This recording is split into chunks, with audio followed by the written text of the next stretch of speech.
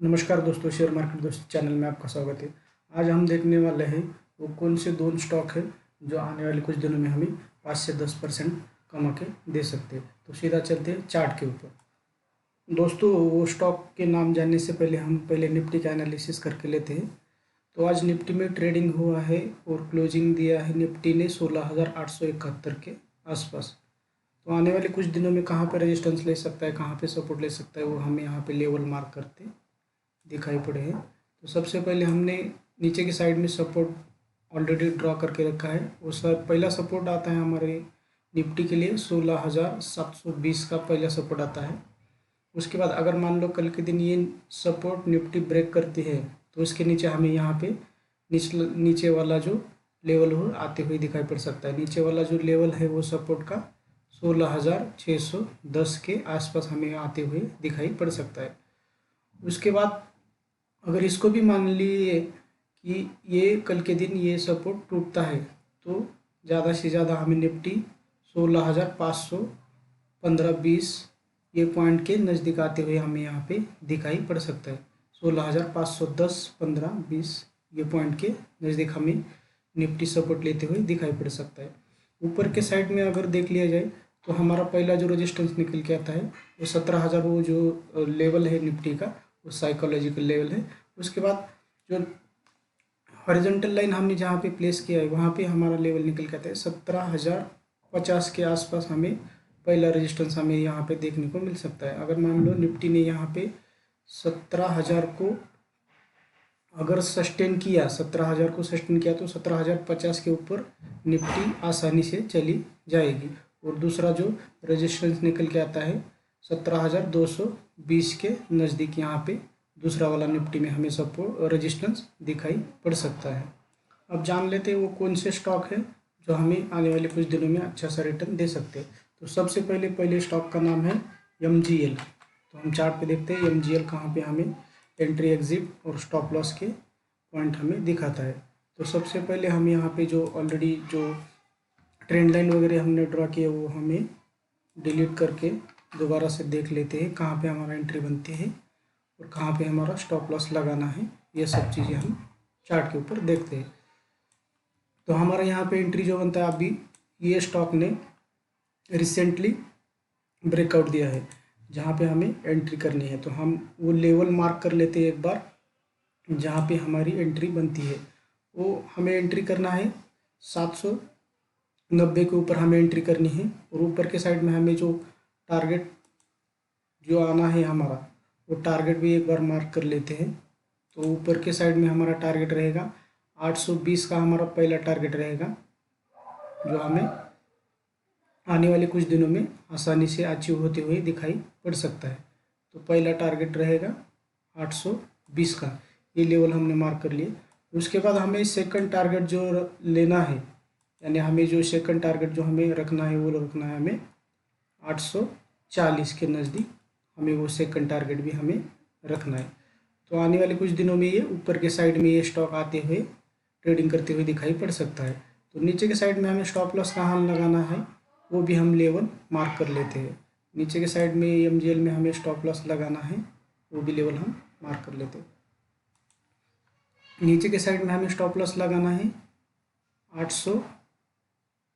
840 के आसपास हमारा 740 के आसपास हमारा स्टॉप लॉस यहाँ पे आते हुए दिखाई पड़ रहा है। यानी हमें स्टॉप लॉस जो लगाना है वो 740 के नज़दीक हमें यहाँ पे स्टॉप लॉस लगाना है जो कि हमारा आसानी से स्टॉप लॉस हिट होने वाला नहीं है। तो ये MGL के लिए हमने यहाँ पे लेवल निकाले हैं। तो सीधा हम चलते हैं PPT में जहाँ पे हमने लेवल हमने ऑलरेडी निकाल के रखे हैं। तो MGL में हमें एंट्री कहाँ पे लेनी है वो 790 के ऊपर हमें एंट्री लेनी है। टारगेट जो रखना है वो 820 का पहला टारगेट रहेगा, सेकंड टारगेट रहेगा 840 का। और जैसे हमने स्टॉप लॉस चार्ट के ऊपर दिखाया था वैसे हमें 740 के आसपास हमें स्टॉप लॉस रखना है। तो मार्केट का ट्रेंड जो है वो पॉजिटिव अभी चल रहा है और जो स्टॉक का भी ट्रेंड है वो भी अप ट्रेंड में चल रहा है। तो रीज़न क्या है ये बाय करने का, ये स्टॉक MGL जो है वो हमें ब्रेकआउट पॉइंट आते हुए दिखाई पड़ता है। उसका ड्यूरेशन क्या रहेगा आने वाले कुछ दिनों में, यानी कि 7 से 14 दिन के अंदर हमें ये टारगेट आते हुए दिखाई पड़ सकते हैं। तो दूसरा जो स्टॉक है वो भी देख लेते हैं चार्ट के ऊपर। दूसरे स्टॉक का नाम है ग्रीन पैनल। तो यहाँ पे हम देख लेते हैं ग्रीन पैनल के चार्ट के ऊपर कहाँ पे एंट्री बनता है और कहाँ पे हमारा स्टॉप लॉस बनता है। Green panel